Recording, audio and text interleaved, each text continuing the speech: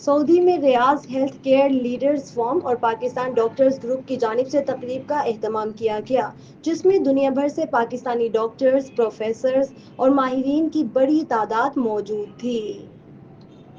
وفاقی وزیر صحت سید مصطفیٰ کمال کا کہنا تھا کہ ہمارا مقصد ہسپتالوں کی صورتحال کو بہتر بنانے کے ساتھ ساتھ ایسے اقدامات کرنا بھی ہے کہ لوگوں کو بیماریوں سے بچایا جا سکے۔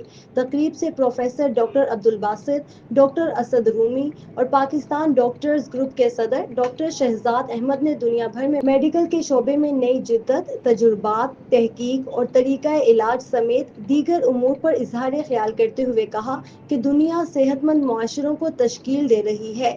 پاکستان میں بھی لوگوں کو بیماریوں سے بچانے کے لیے جدید میڈیکل سائنس کے اصولوں کو اپنایا جائے، جبکہ ڈاکٹر شہزاد اور گروپ کی جانب سے ڈاکٹر اسد رومی کو گولڈ میڈل سے بھی نوازا گیا۔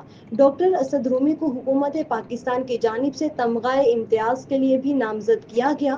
پروگرام کے آخر میں شیلڈز بھی تقسیم کی گئیں۔